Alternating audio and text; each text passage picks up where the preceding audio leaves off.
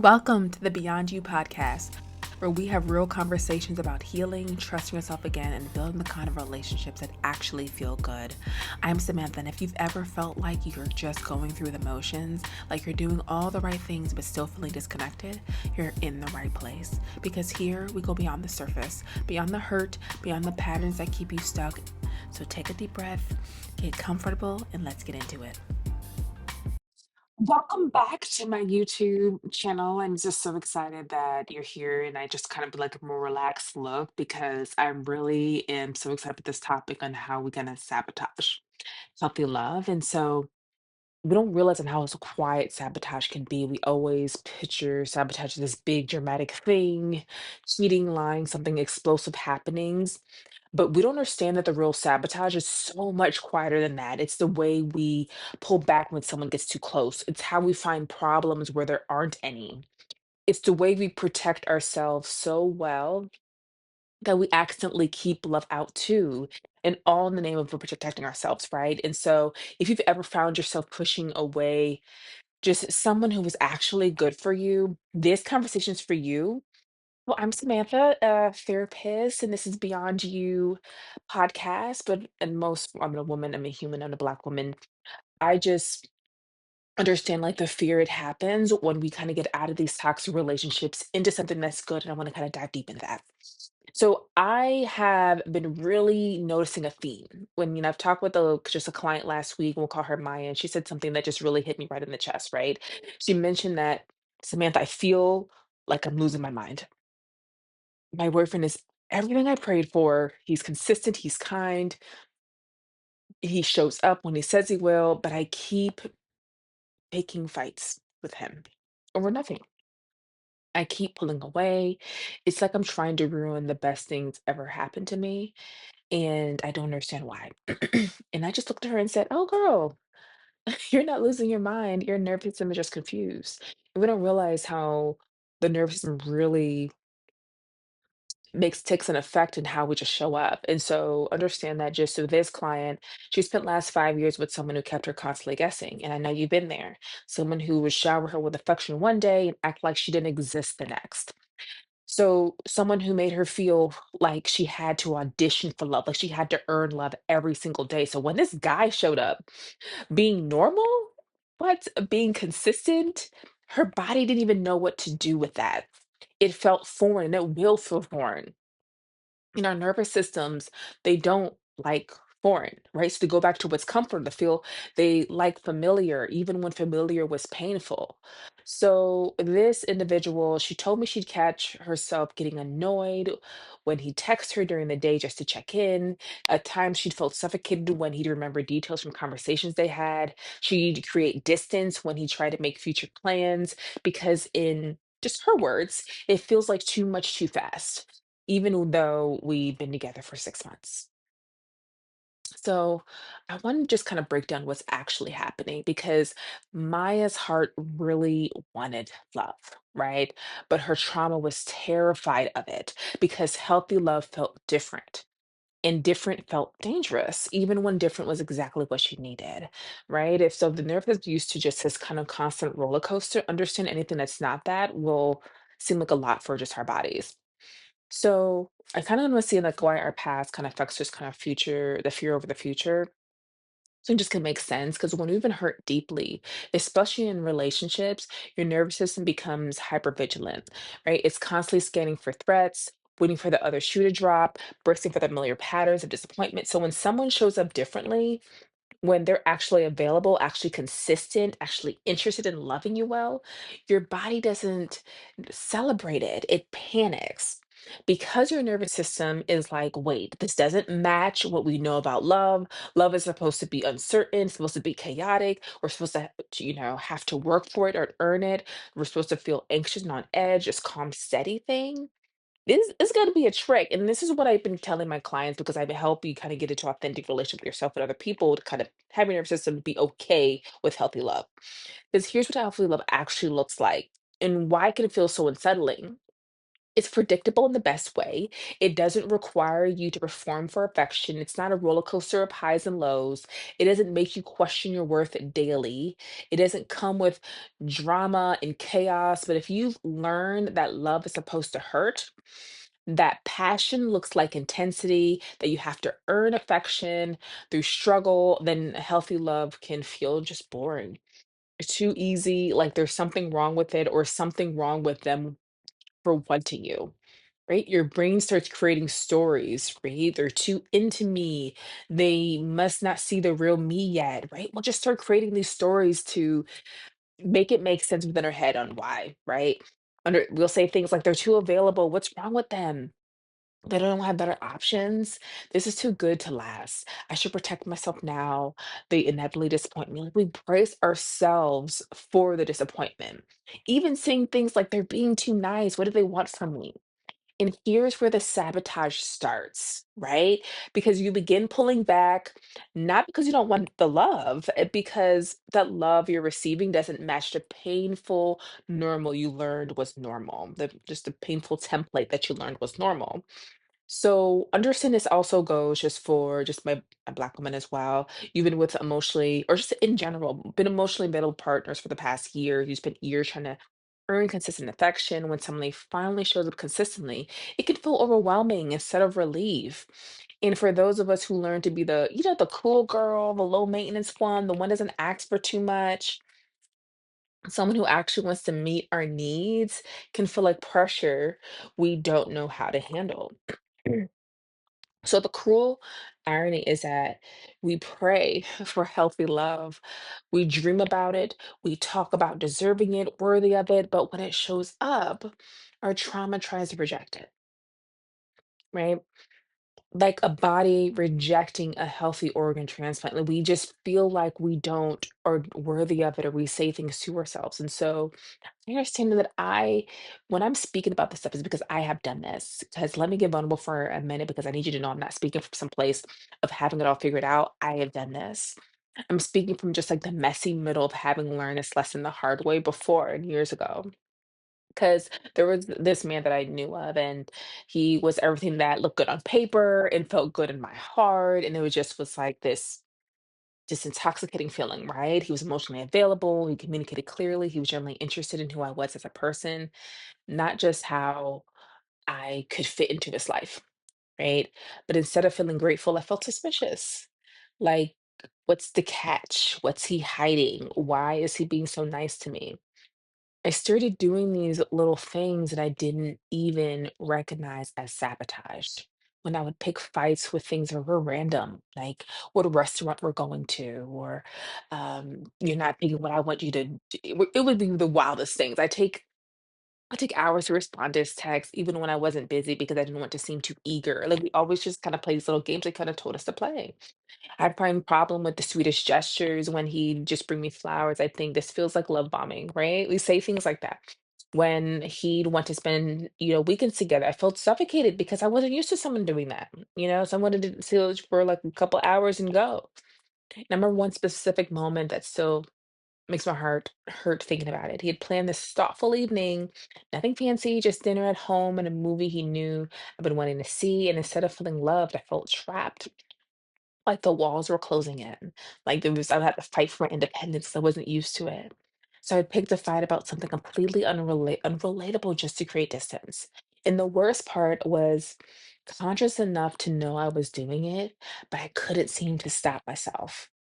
It was like watching myself sabotage something beautiful and feeling powerless to change the pattern.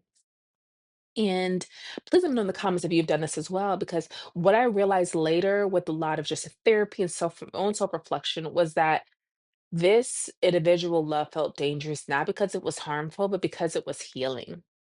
And healing, even when it's what we need most, can feel terrifying when we've adapted to being wounded. I had spent so much of my dating life previously in relationships that required me to be hyper vigilant, that kept me on edge, that made me just question my worth.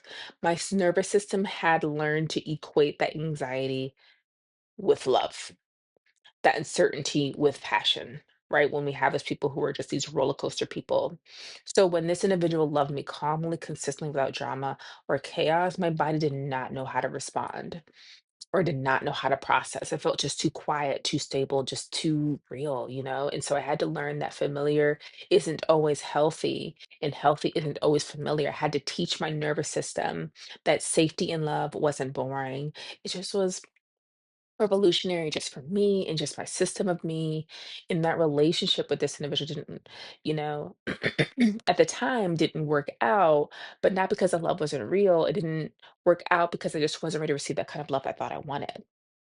But even now, being in a relationship now and receiving this type of love and just being more open and being able to face myself, it makes it difficult because I think we don't realize that for one, by ourselves, healing can happen, but in relationship, healing can be 10 times even more, right? So, but I really want to kind of tap into what self-sabotage actually looks like because a lot of times I don't really find ourselves what this does look like.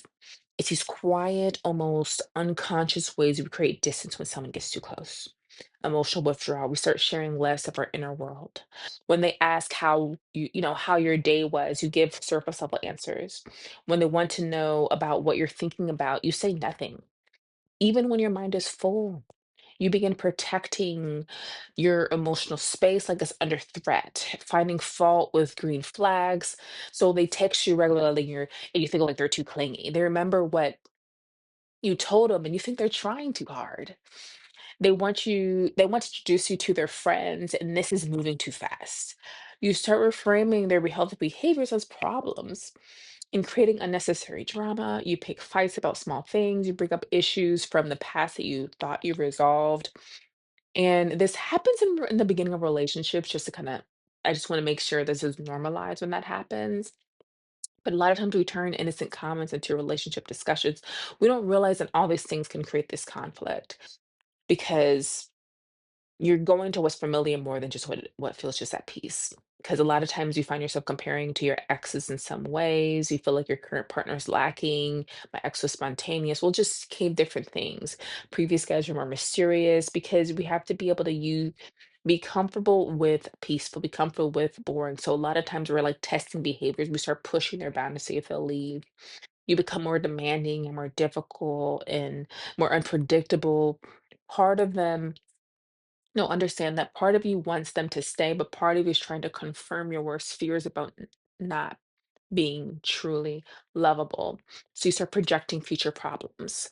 This is too good to last. They'll get bored of me eventually. I'm just waiting for them to show their true colors. And that one was me. I'm just like waiting for him to change and show that he's just not a good person, right? So we feel like we're maintaining these exit strategies to keep your guard up, your options open, your heart partially closed. So we find ourselves not fully investing because you're always ready to leave. Minimizing their feelings when they express love and affection, you deflect or diminish it. You don't really know me yet. And you say that to everyone. You'll you'll change your mind. You reject their love before they can even just reject you. So here's what's heartbreaking about all of this. Every single one of these behaviors makes sense when you understand where they're coming from. They're protection mechanisms that happen that probably served you well in unhealthy relationships. So, like, I know it served me well during mine, but now they're keeping you from the very thing you've been praying for.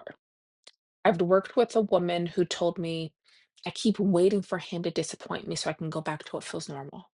And I know that feeling. And that broke my heart because I understood exactly what she meant. Sometimes dysfunction feels safer than healing because at least with dysfunction, you knew what to expect. But here's what I told her, and I want you to hear. Understand that your nervous system's job is to keep you alive, not to keep you happy. You understand that?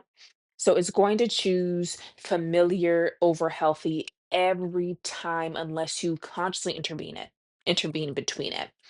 Unless you start recognizing these patterns and choosing differently, even when different feels scary. So I want to kind of go a little deeper on the reasons why we do, like deeper reasons we do self-sabotage, because we need just to go deeper for just for a minute, okay? because understanding why we sabotage is the first step to stopping it. And the reasons are usually more complex than I'm scared of getting hurt, right? Fear of being truly seen. When someone loves you consistently, they start seeing all of you, not just the curated version you present when you're trying to win someone over. And if you've learned to believe the real you is somehow too much or not enough, that level of visibility feels terrifying. Survivor's guilt, sometimes we sabotage because deep down, we don't feel like we deserve the love we're receiving. Like, can we be real about this? Because especially if you've watched other women in your family struggle with love, if you've been told you're too much or too picky, there can be guilt about having something good when others don't. A lot of times you also have this fear of losing yourself, which is definitely something that I would do as well. If your past relationships required you to shrink, to minimize your needs, to be whoever someone else needed you to be, the idea of being fully accepted might feel like a trap. You might fear that accepting love means accepting limits on your freedom or autonomy. Imposter syndrome in love, you keep waiting for them to realize you're not as great as they think you are. Right? And so you start acting in ways that confirm your worst fears about yourself, whether that's being too difficult, being needy, being too much, because at least then their eventually departure or do they just leaving will make sense, right? And so trauma bonding confusion happens if you've been in relationships where love came with chaos, where passion looked like intensity and drama, then calm, steady love can feel like friendship or settling. Your nervous system mistaken peace for the absence of love, control, and predictability. It's easier to reject someone than to be rejected. It's easier to end something on your terms than to risk someone else ending it on theirs. Sabotage gives you the illusion of control in a situation where vulnerability makes you feel powerless. So I get it.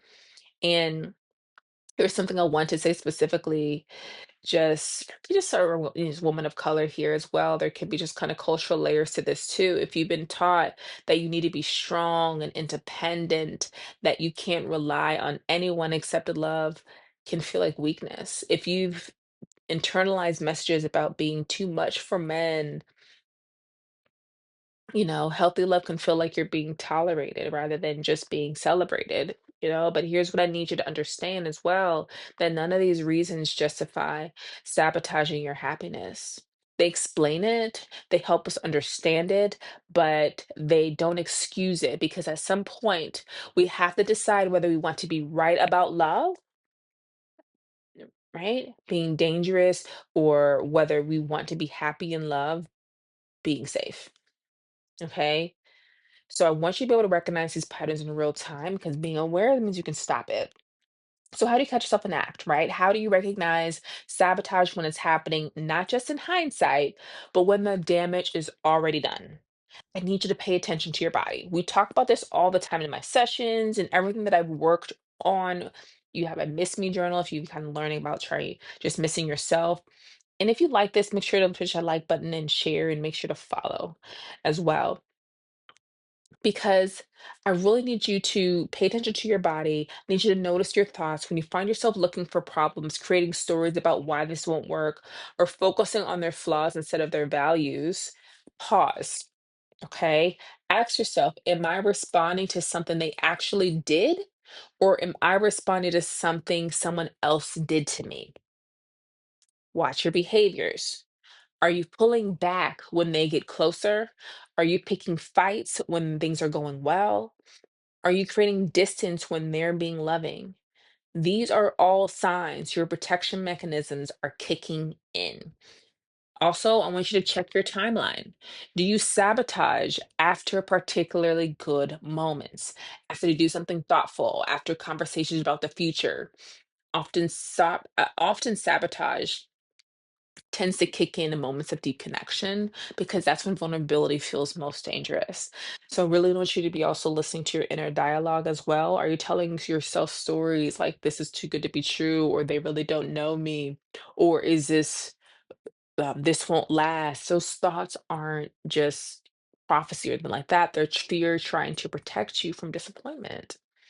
The key is learning to pause between the trigger and what's actually happened, the response, right? So when you feel that familiar urge to create distance, to pick a fight, to find fault, stop, take a breath, ask yourself, what am I actually afraid of right now? Sometimes the fear is legitimate. Maybe there actually is something concerning about their behavior. But more often, the fear is old, based on patterns from the past that have nothing to do with the present situation or person. So, learning to distinguish between intuition and trauma responses is one of the most important skills you can develop. So you're not taking yourself out on somebody else consistently. Because your intuition feels very calm and clear when it's telling you something you don't want to hear. Trauma responses feel like panicky, urgent, like you need to act immediately to protect yourself from just sound some impending doom, right? And what what do you do when you recognize that you're sabotaging, right? Like that's what everybody coming here for. How do you stop a pattern that feels so automatic and so like just beyond your control? First, I need you to practice self-compassion. Just the urge to sabotage makes complete sense given what you've been through. So understand there's nothing that's like wrong with you. And if people use that word broken, it's none of that. Or being ungrateful or self-destructive. You're just learning to protect yourself in different environments when protection was necessary. So I want you to honor that survival instinct even as you work to update it. So I want you to just name that feeling. I know for me, when being with just my partner, that I would tell him exactly what was kind of coming up for me. Like, I noticed this happening within me. It's nothing to do with you, but I just want to be aware of it, and maybe I need to take some time, some pace, some space, just for 5 minutes or so, just to pause and get myself together. So I want you to name the feeling. I want you to check the facts. Is the person showing consistency, kindness, respect over time? Are you responding to their actual behavior, or are you responding to just your fears of what they might do? Ground yourself in reality, just not in projections. Also, communicate your process, like I was talking about earlier. If you're with someone who's patient, understanding, you can actually talk about this. And I found that talking about this with him, it made it so much easier to just kind of get it out. And because there's times where the other person might have things coming up within them as well. Being able to talk about and reassuring each other can be very important to be able to walk through this together. So when every instinct is telling you to run, to pick a fight, create distance, try staying for just 5 more minutes, right? My one thing I would say is just in a relationship in general is that when it's uncomfortable, we stay in it even when it's uncomfortable. Like it's just a wave that kind of passes through. So reframe healthy love. Start telling new stories about what love looks like. Love is supposed to feel safe. Since he's a green flag, not a red one. Being seen fully is healing, not threatening. Calm doesn't mean boring. It means stable. Like once you be able to say these things to yourself, so you can start like reworking it and work with the therapist as well. Some of these patterns are too deep to entrench to heal on your own, so there's no shame in getting professional help to rewire trauma responses and develop healthier relationship patterns. So also I need you to practice receiving. Start small. Let them buy you coffee. Let them pick the movie. Let them plan a date. Practice accepting care without feeling like you need to reciprocate immediately or prove you deserve it. So I really also want you to develop your stress tolerance, right? Learn to sit with uncomfortable feelings without immediately acting on them. The urge to sabotage often feels urgent, like you need to act right now to protect yourself. And this is one of the hardest things is sitting in it. Like I remember the first time that he did it, I was everything in me wanted to run because that's what happened in my past relationship. So when this relationship and had to sit in that, oh my goodness, it was so hard to do, but I noticed when we sat in it, it was just kind of brought us closer as well. But knowing that you have options can help you feel safe, like creating those safety anchors, right? Just for each other and staying present. The goal isn't to never feel scared or triggered in relationships, okay? That's not what I'm saying here. The goal is to learn to feel those feelings without automatically acting on them in a way that pushes love away. The goal is to give healthy love a chance to feel like home. So, what healthy love actually feels like, because I know this is a question a lot that because people don't know. I know I didn't necessarily know what is my version of what healthy love looks like. So when you just stop sabotaging and start receiving healthy love, because I think we need new templates on what love can look like. Healthy love feels like exhaling. It feels like coming home to yourself, not losing yourself, okay? It feels like being seen and celebrated rather than just tolerated or fixed. Healthy love doesn't make you question your worth daily. It doesn't require you to perform or prove your value. It doesn't come with anxiety as a side effect or chaos as evidence of passion. Healthy love feels stable without being stagnant. It's predictable in the sense that you can count on this person to show up for you, but it's not boring, right? So, with still having a good time, even if it feels like calm and safe, it's still fun. There's still growth, there's still discovery, there's still that excitement. It's not just built on uncertainty and fear. So understand that healthy love makes you feel more like yourself, not less. So I think people get worried about that, and just definitely encourages your dreams instead of diminishing them. It supports your independence while building beautiful interdependence. My big thing I say in all my programs. Healthy love doesn't trigger like hypervigilance. You don't spend time scanning for threats, preparing for abandonment. You can actually relax into experience of being loved. And yes, it might feel strange at first. I get it because it does for me, right? I'm still going through it sometimes. But it's not, it just feels just kind of just feels quiet, right? You know how you probably had to earn love in the past and it doesn't, and understand that it's going to feel different. So different doesn't mean dangerous. It doesn't mean that you're settling. Sometimes the most radical thing you can do is let yourself be loved without earning it, without proving you deserve it, which is still new. I'm really in my just practicing just being, right? And so I just want to be able to give like a practical strategy in just doing all this, because before we close, I want to give you practical tools you can use when you feel those sabotage urges kick in, when you notice yourself wanting to pull away, pick a fight, or create distance. Pause and ask yourself these questions because these are really important, right? And please get some notes, write this down. So, number one, what specifically am I feeling right now? Not thinking, feeling. Is it scared, overwhelmed, suffocated, unworthy? Get specific. It's this feeling about something they did or something that I'm afraid they'll do. Am I responding to their actual behavior or to my past experiences? Number three, sorry, those are the question of number two. Um, what would my best friend do in this exact same situation? Right? Would I tell her to run? Would I tell her this sounds like healthy love she's been wanting? Right? Like really allowing yourself to see just what would come up for you. Number four, what's the worst thing that could happen if I stay present in this moment instead of pulling away? Right? And what's the worst thing that could happen if I sabotage this like I did in the past? Number five, what would change if I gave this person and this love the benefit of the doubt, right? For just a little while longer. These questions aren't meant to talk you into staying in any relationship. It's not what it's here for. They're meant to help you distinguish between legitimate concerns and trauma responses. That is it, between intuition and old wounds. So listen, if you've recognized yourself in this conversation, I want you to know that awareness is the first step toward change. And we talk about this every Wednesday in my newsletter. So make sure I'll put those in the show notes as well. And make sure to share with someone who needs it. The fact that you can see these patterns, it means you can start to shift them, right? And that's what we just really talk about, the awareness. You're not doomed to just sabotage every good thing that comes into your life. And it's not beyond repair, right? You're not ungrateful for questioning love that feels different from what you've known. You're healing. And healing means learning to receive the love you've been praying for, even when especially it doesn't look like love that hurt you. Your past taught you to survive love. Now it's time to learn to thrive in it. But before I go, I want you to try something this week, okay? Try to give you something each week to try. Let me know how it goes in the comments. Notice the moments when you want to pull away from someone who's been good to you.